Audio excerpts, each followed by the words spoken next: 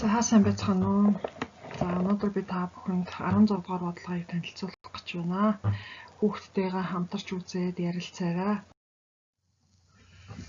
За манай бодлого бол нэг савнд нөгөөгөөс 3 дахин их сүв байв. Нэгдүгээр савнд 6 литр, хоёрдугаарт 7 литр сүв нэмэхэд нэгдүгээр нь хоёрдугаараас 2 дахин их сүвтэй болов.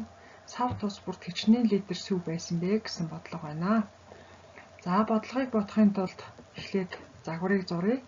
Ер нь бодлого болгон дээр эхлээд загвар зураад байгааг та бүхэн анзаарч байгаах. Энэ нь маш чухал ач холбогдолтой байдаг учраас загвар зурж сурахад бол бас хүүхэд суралцах хэрэгтэй юм байгаамаа. Загварыг ер нь зөв зурах юм бол бодлогыг ер нь бараг бодчихлоо гэсэн үг байдгаа. За манайд 1-р сав, 2-р сав, 2 сав байгаа. Бага савтаа сүгээ эхлээд 1 хавтангаар төгсөлчээ. Тэгвэл их савтаа 3 дахин их сүүтэй нь 3 дахин их сүүтэй гэж байгаа учраас 3 хавтангаар дүрслэгдэнэ. За анхны байдал бол ийм байгаа. 2-р савнаас 1-р сав нь 3 дахин их сүүтэй байж байгаа. За үүний дараа 2 савн дээр тус бүр дээр нь сүв хийсэн байгаа. За ингэж хийхдээ бол 1-р савнд 6 литрийг 2-р савнд 7 литрийг хийсэн байгаа.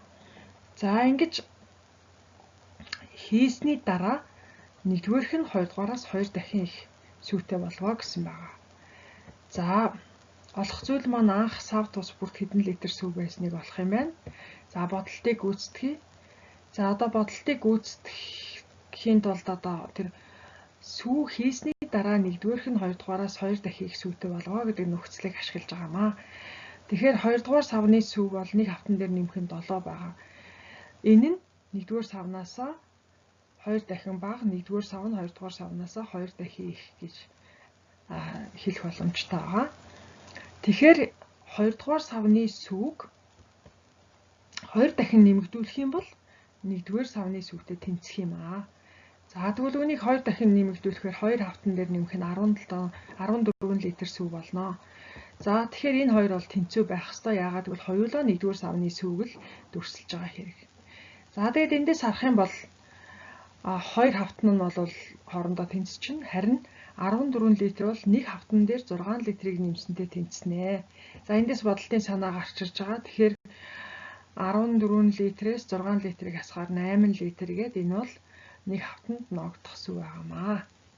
За энэ чинь тэгвэл юу гэсэн үг вэ? Тэгэхээр анх 2-р савнд 8 литр сүв байсан гэдгийг бол харуулж байгаамаа. За тэгвэл одоо 1-р савнд 3 дахин их учраас 24 литр сүв байгаа. За хариу нь бол 1-р сав 24 литр, 2-р сав 8 литр гэдээ олдчихж байна. За одоо бодолтыг шалгая. За 24 литр сүүнээс 8 литр нь 3 дахин их гэд харагдаж байна. Нөхцөлийг хангаж байна. За дараа нь сүүгээ нэмсний дараа 24 литр дээр 6 литрийг нэмээ 30 литр болоод 8 литр дээр 7 литрийг нэмээ 15 литр болоод 30 литр нь 15 литрээс 2 дахин их гээд энэ хоёр дахь нөхцөлийг бас хангаж байна. Тийм учраас энэ бодлогыг зөв бодсон байна.